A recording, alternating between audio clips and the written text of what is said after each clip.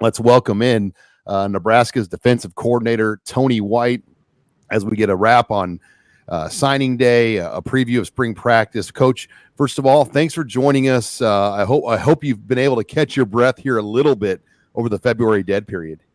Yeah, no, appreciate you guys for having me. It's a good time right now. We're really focusing on us, and we just broke from a third down meeting, so I'm kind of upset right now. I'm just gonna let you know that I was not happy with the third down number. So let's go. Let's get it going. You weren't happy with the third down numbers from last year? Nah. I mean, we gotta. The whole mantra is the chasing three. So we're trying to break everything down and making sure that we really look at things critically. And go back to the drawing board and stuff and see how we can be that much better, 3 points better. And a lot of it is going to be the critical situations, so first thing up is third down. And, there's some things in there. I'm like, what was I thinking? So yeah, that's what's putting me in a great mood right now. Well, Coach, you had quite a year one at Nebraska. Obviously, the improvements your unit made are well documented, and a lot of people around the nation took notice. I mean, your name came up for some pretty high profile positions. We heard Matt Rhule even talk about your alma mater, UCLA. They reached out to him to talk to you about as a candidate. How did you manage just that attention and just some of the things that went on with your off season? Yeah, I mean, it's kind of unfair because, anytime something good happens, right? It was the name. It was my name's being thrown around, but it was 100% the players and the assistant coaches. I mean, I didn't make one tackle. I didn't make one interception. I didn't do anything. I mean, those guys went out there and they played their butts off for Nebraska. They played their butts off for this university, for Coach Rhule. And then the assistant coaches, being able to go in the room with those guys and being able to come up with the game plan. And those guys, getting those guys, the young men to buy in and play fast and really be what we want to be about. Again, that was the true magic of it all. So I was very lucky and very fortunate for that my name came up for some of those jobs and for the position. But I only do that if I can give credit where credit is due, and that's to the players and that's to the assistant coaches and that's Coach Rhule.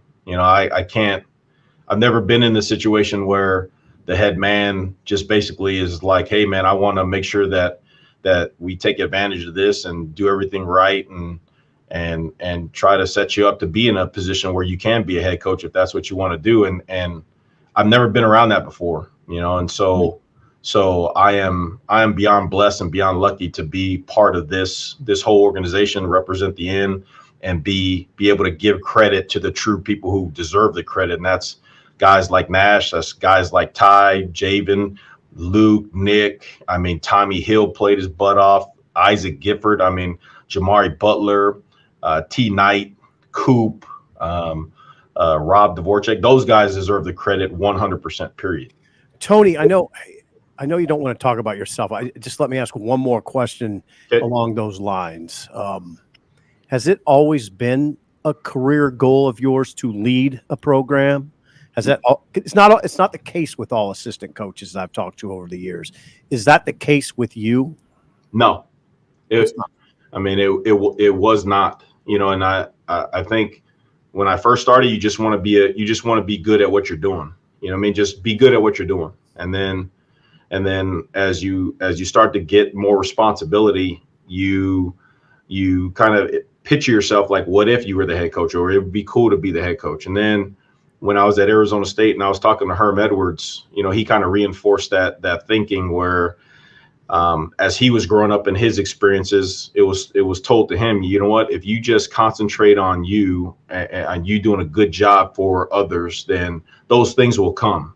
But you can dream all you want to. If you don't do a good job where you're at, you're not going to get any of that stuff. So he reinforced that, and then being able to see the guys run around and the players have fun and what success comes from that, coming over here with Coach Rhule and wanting to see from the ground up, be around one of the best to ever do it, period. I mean, talk about have a formula to go into a place to completely just build a foundation where you can win, even when they're gone. If you notice, that's the great ones, right? When they're gone, they still win. Mm-hmm. That means that the bare bones of it was built the right way. And so to be able to come over here and watch it, then you have some success, and it's kind of a deal where Coach Rhule is really the one that's like, hey, look, you're going to be put in these situations. Let's get you right. Let's get you ready for it. So that way, if you do continue to do a good job, then that may happen. So I just want to focus. Again, the whole thing was cool. It was a great experience, talking to all the schools and being in that situation, because now I kind of get a feel of what they're looking for and all that stuff. But right now, all that stuff is over. I'm not talking head coach. I'm not nothing. Like, I am the worst defensive coordinator in the country right now. And that's the way we're approaching it. We're like, hey, we got to get 3 points better. And I'm not going to be doing that, patting myself on the back. It's all about the guys, all about making it easy for the players coming up here in the spring, and let's roll. Coach, last year obviously was your first year in the Big Ten Conference. What did you learn about this league, and how did you feel like your style and your scheme matched up in year one in the Big Ten Conference? Yeah, the probably the noticeable difference is week in and week out the fronts. A lot of the leagues and places I've been, the athletes on the perimeter have been very similar, just dynamic. I mean, really good. You're talking about guys who are going to be all pros and make tens of millions of dollars in the NFL. But I think the biggest difference is the fronts. You're seeing consistently 6'5", 6'6", 6'7", 320, 30, 40 pounds, guys who can run the ball, guys who can play action you. Really, really, really good coaches, good players up in the front. So I think I heard Coach Rhule say this, that the most important thing is not necessarily what you do, but how you do it. Establishing the identity you want to play with, especially on the defensive side of the ball, right? You see teams winning with 4-3, 3-4, 3-3-5, 4-2-5.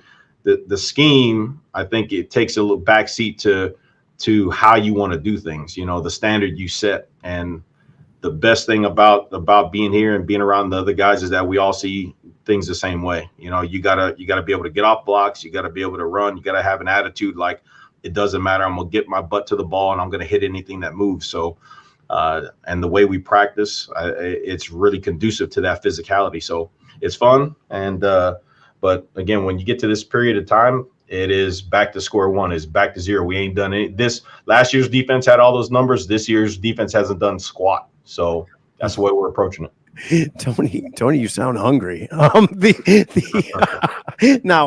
I'm listening to you closely, and I hear what you say about maybe scheme doesn't matter as much as just doing things right. Mm-hmm. Now, all that said, I had a conversation with Ethan Piper. Former offensive. Yeah. And he told me that your defense's alignments and shifts and whatnot was a real mental challenge every day in practice for the offensive line. How much does the uniqueness of your system play a role in its effectiveness, in your opinion? Well, I think anytime you can slow down the front guys, anytime you can mess up targeting, anytime you can put any doubt about guys coming off the ball, double teaming your D linemen, things like that, I think that's an advantage, right? But offenses do the same thing. They shift motion and trade. They fly motion. They RPO game. They're 3 and 4 yards down the field, and so you don't know if it's run or pass, and they're still throwing the ball. They do little things like that to combat it. So I think just the flexibility of the 3-3-5 and in their targeting, and with the movement, the ability to move, it gives those offensive linemen in all week of practice. It gives them something to be like, they got to take extra reps, make sure that their rules are correct. So I always equated it to, if you played in an academy, the triple option, something you don't see all the time. It really makes you take extra time to say, like, okay, we got to figure this out, because they'll roll you up real quick. So, okay. Yeah. As we continue our conversation with the Nebraska defensive coordinator, Tony White, spring practice coach, less than a month away. We got a glimpse of one of your up-and-coming young players on Sunday at Pinnacle Bank Arena, Jeremiah Charles. Oh, JC, yeah. I got to ask you, did you think he had those kind of dunks in him? And, you see the weight he's added, obviously the track numbers and the way he's done. I mean, is he a guy that could make a push this spring? 100%. I mean, that in Jeremiah is a great example of what Nebraska, what development, what evaluation is about. You got this athlete. He is an elite caliber athlete, and you bring him in here, and then he's an offensive guy. Is he offense? Is he defense? Let's figure it out. So he starts on one side of the ball.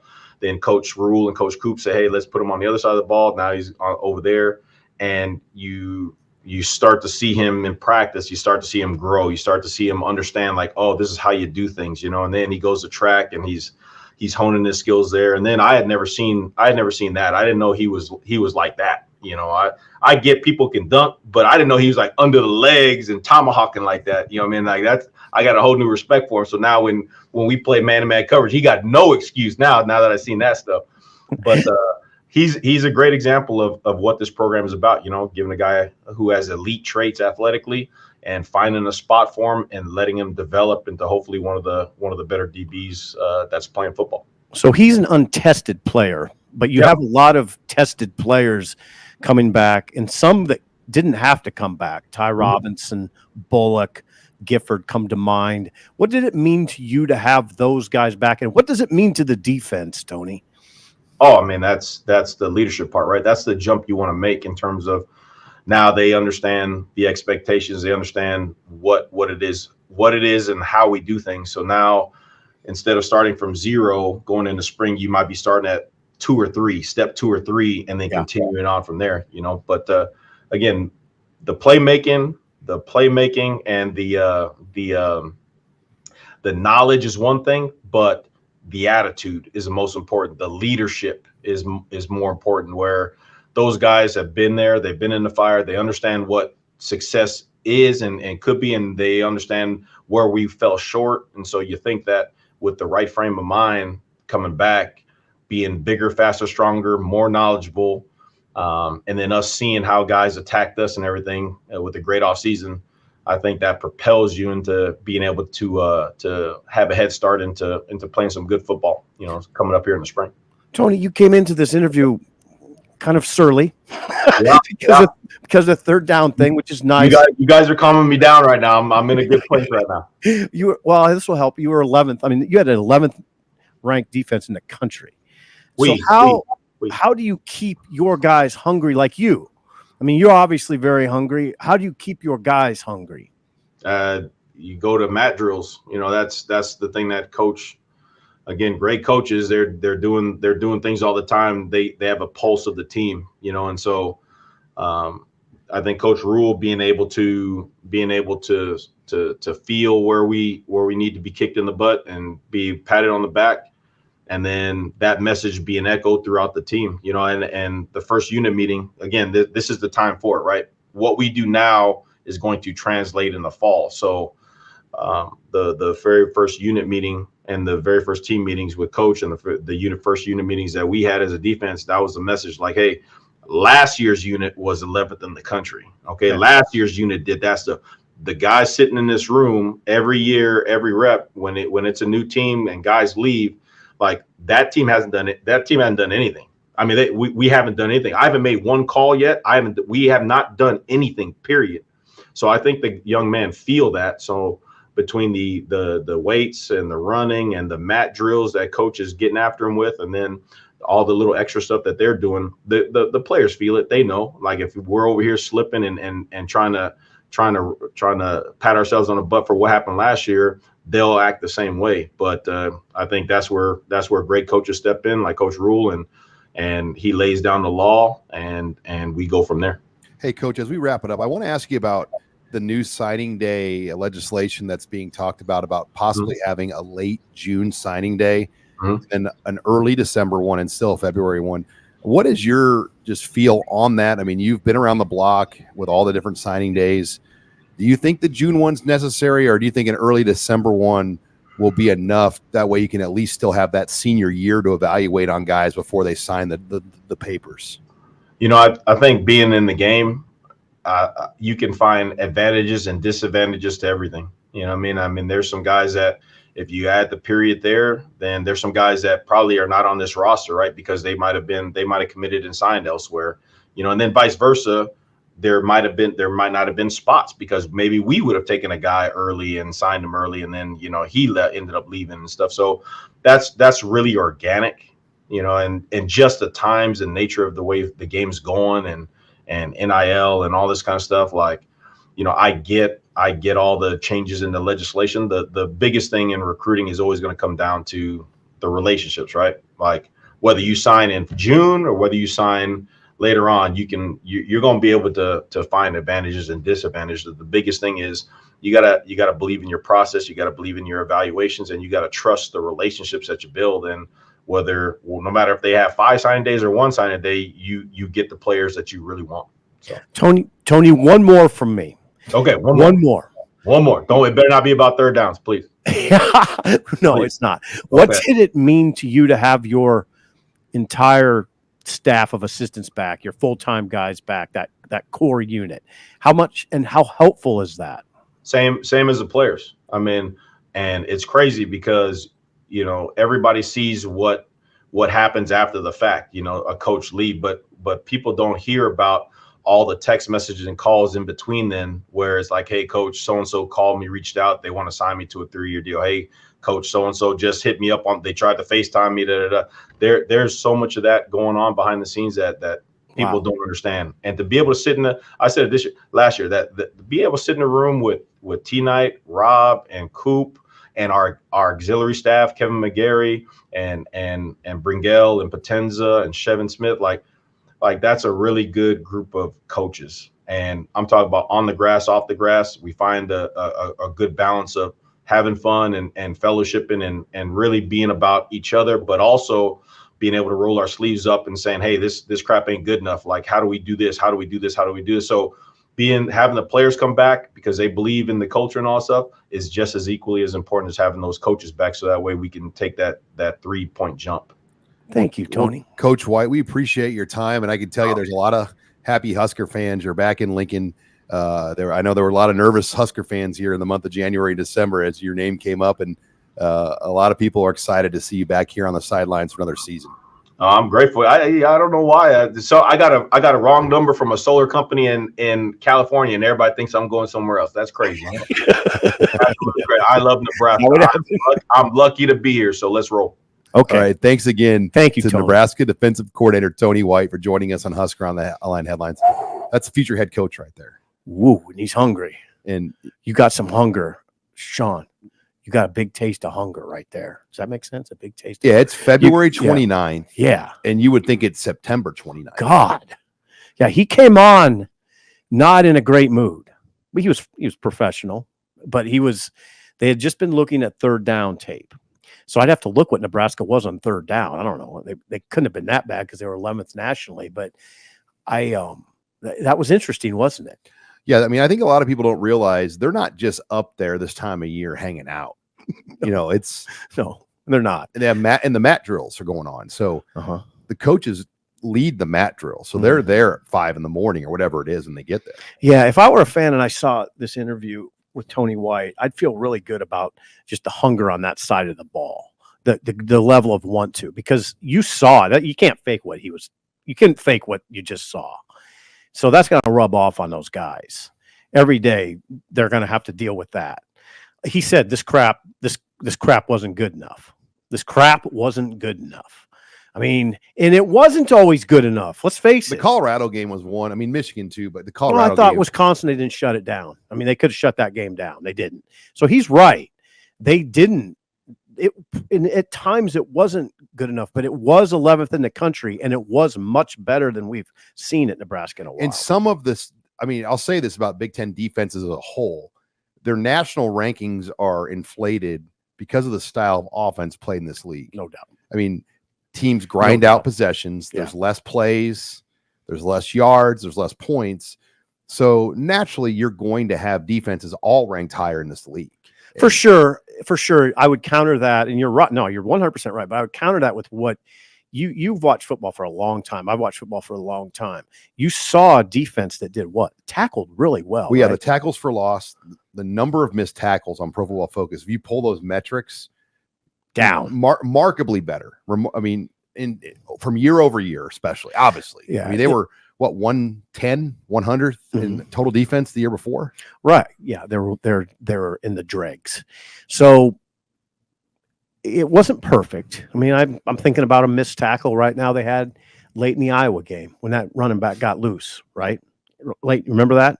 Late in the Iowa game, had a couple guys miss near the line of scrimmage. But by and large, as you watched last season, oftentimes we would remark in the press box, wow, they're flying to the ball. Sean, I'd say, Sean, they're getting guys to the ball every play. Multiple. And but there's things they can do better. It's a different style of game, though. Like, you know, when Frost was here and the Big Ten was a little bit more offensive driven, when you had guys like Braum and other coaches, there'd be maybe 20 more plays run a game. A little more spread out, right? And spread out, where now there's so many just big situational moments. Like you mentioned, like Mordecai on 3rd and 8 or 3rd and 9 running, just like there's 3 or 4 of those moments that keep Tony White up at night, because third downs. When you only play, let's just say, a 60 snap game, those are the 3 or 4 moments that win the game. The third down conversation is fascinating to me because you sit with me next to it in the press box, and I catch myself doing it all the time. In the first quarter, I'll be like, this third down's huge. Every third down's huge. So he comes at us with that today. It was fascinating to me that I've been looking at third down. I'm not in a good mood. Great interview, though.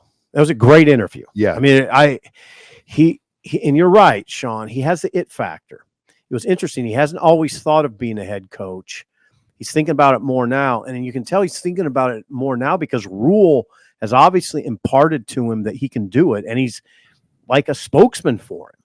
You know, I mean, it's a great reflection on a Rhule. If the guy that you brought in becomes a head coach at UCLA or somewhere, great point. I mean, it looks like, God, this guy knows what he's doing. Yeah.